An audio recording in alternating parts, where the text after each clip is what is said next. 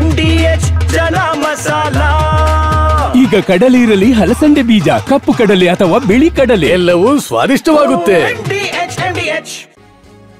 ಘೋರ ದುರಂತದಲ್ಲಿ 39ಕ್ಕೂ ಹೆಚ್ಚು ಜನರು ಬಲಿಯಾಗುವ ಸಾಧ್ಯತೆಗಳಿದೆ. ಈಗಾಗಲೇ 39 ಜನ ಬಲಿಯಾಗಿದ್ದಾರೆ. ಎಡವಟ್ಟು ಏನೇನಾಯ್ತು ಅನ್ನೋದಾದ್ರೆ, ರ್ಯಾಲಿಗೆ 6 ಗಂಟೆ ತಡವಾಗಿ ವಿಜಯ್ ಬಂದಿದ್ರು. ಎಡವಟ್ಟು 2, ಜನರಿಗೆ ಊಟ, ನೀರು, ನೆರಳಿನ ವ್ಯವಸ್ಥೆ ಕೂಡ ಇರಲಿಲ್ಲ.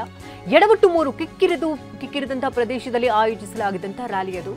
ಇನ್ನು ಎಡವಟ್ಟು 4, ಆರಂಭದಲ್ಲೇ ಕೆಟ್ಟ ಜನರೇಟರ್, ಇನ್ನು ಫ್ಲಡ್ ಲೈಟ್ ಆಫ್ ಆಗಿತ್ತು. ಎಡವಟ್ಟು 5, ಜನನಿಬಿಡ ಪ್ರದೇಶವಾಗಿದ್ದರಿಂದಾಗಿ ಅನುಮತಿ ಸಿಕ್ಕಿದ್ದೇ ತಡವಾಯಿತು. ಎಡವಟ್ಟು 6, ನಿರೀಕ್ಷಿಸಿದ್ದು 30,000 ಜನ ಅಂತ, ಆದರೆ ಸೇರಿದ್ದು 60,000 ಜನ.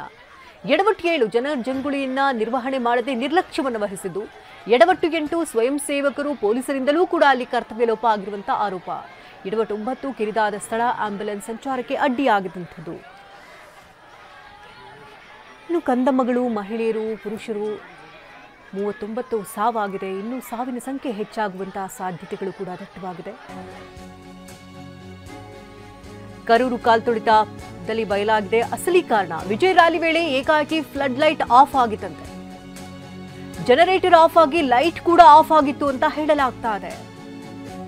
ಕತ್ತಲಲ್ಲಿ ಮಗ ನಾಪತ್ತೆಯಾಗಿದ್ದಾನೆ ಅಂತ ಮಹಿಳೆ ಕೂಗ್ಕೊಂಡು ಹೇಳ್ತಾರೆ. ಇದೇ ವೇಳೆ ಆತಂಕಗೊಂಡುತ್ತಾರೆ ಜನರು. ಏಕಾಏಕಿ ನುಗ್ಗಿ ಅಲ್ಲಿ ಕಾಲ್ತುಳಿತ ಆಗುತ್ತೆ. ನುಗ್ಗಲು ಒಂದು ಕಡೆ ಆದ್ರೆ ಒಬ್ಬರ ಮೇಲೊಬ್ಬರು ನುಗ್ಗಿ ಬೀಳ್ತಾರೆ. ಅದೇ ಸಂದರ್ಭದಲ್ಲಿ ದೊಡ್ಡ ಮಟ್ಟದಲ್ಲಿ ಅವಘಡ ಸಂಭವಿಸಿದೆ ಅಂತ ಹೇಳಲಾಗ್ತಾ ಇದೆ. ಕರೂರು ರ್ಯಾಲಿಯ ಕಾಲ್ತುಳಿತದಲ್ಲಿ ಅಸಲಿ ಕಾರಣ ಏನು ಅಂತ ಈಗ ತಡಕಾಡ್ಲಾಗ್ತಾ ಇದೆ. ಈ ಒಂದು ಘಟನೆಯಲ್ಲಿ ಏಕಾಏಕಿ ಫ್ಲಡ್ ಲೈಟ್ ಆಫ್ ಆಗಿದ್ದು ಕೂಡ ಒಂದು ಮುಖ್ಯ ಕಾರಣ ಅಂತ ಹೇಳಲಾಗ್ತಾ ಇದೆ. ಜನರೇಟರ್ ಏಕಾಏಕಿಯಾಗಿ ಆಫ್ ಆಗುತ್ತೆ, ಲೈಟ್ ಕೂಡ ಆಫ್ ಆಗುತ್ತೆ. ಕತ್ತಲಲ್ಲಿ ಮಹಿಳೆಯೊರ್ವರ ಪುತ್ರ ಕಾಣೆಯಾಗ್ತಾನೆ. ಆತನನ್ನ ಹುಡುಕುವಂತಹ ನಿಟ್ಟಿನಲ್ಲಿ ಮಹಿಳೆ ಕೂಗ್ಕೊಂಡು ಹೇಳ್ತಾರೆ.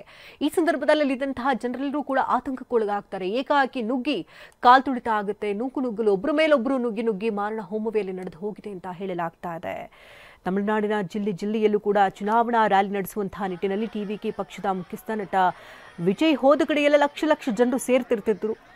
ನಿನ್ನೆ ವೀಕೆಂಡ್ ಆಗಿತ್ತು, ಶನಿವಾರ ಆಗಿದ್ದರಿಂದ 2 ಕಡೆ ರ್ಯಾಲಿಯನ್ನು ಹಮ್ಮಿಕೊಂಡಿದ್ರು. ಬೆಳಗ್ಗೆ 9 ಗಂಟೆಗೆ ನಾಮಕಲ್ ಜಿಲ್ಲೆಯಲ್ಲಿ ಹಮ್ಮಿಕೊಂಡಿದ್ರೆ, ನಂತರದಲ್ಲಿ ಕರೂರಿನಲ್ಲಿ ಹಮ್ಮಿಕೊಳ್ಳಲಾಗಿತ್ತು. 2:30 ಸಂದರ್ಭದಲ್ಲಿ ರ್ಯಾಲಿ ಪ್ರಾರಂಭ ಆಗಬೇಕಾಗಿತ್ತು. ಆದರೆ 7 ಗಂಟೆಯ ನಂತರದಲ್ಲಿ ವಿಜಯ್ ಬರ್ತಾರೆ. ಇನ್ನು ಬಿಸಿಲಿನಲ್ಲಿ ಬೆಂದು ಹೋಗಿರ್ತಾರೆ ಜನರು. ನೀರಿನ ವ್ಯವಸ್ಥೆ ಕೂಡ ಇರೋದಿಲ್ಲ. ನುಗ್ಗಲಿನಲ್ಲಿ ಒಂದು 30,000 ಬರಬಹುದು ಅಂತ ಅಂದುಕೊಂಡಿರ್ತಾರೆ. 60,000ಕ್ಕೂ ಹೆಚ್ಚು ಜನ ಅಲ್ಲಿ ಬಂದಿದ್ರು ಅಂತ ಹೇಳಲಾಗ್ತಾ ಇದೆ. ಜನನಿಬಿಡಿದ ಪ್ರದೇಶ ಆಗಿದ್ದರಿಂದಾಗಿ ಅಲ್ಲಿ ಚಿಕ್ಕ ಜಾಗದಲ್ಲಿ ದೊಡ್ಡ ಮಟ್ಟದಲ್ಲಿ ಜನ ಸೇರಿದ್ರಿಂದಾಗಿ ನುಗ್ಗಲು ಉಂಟಾಗಿ ಕಾಲ್ತುಳಿತ ಸಂಭವಿಸಿ ಜನರು ಸಾವನ್ನಪ್ಪಿದ್ದಾರೆ.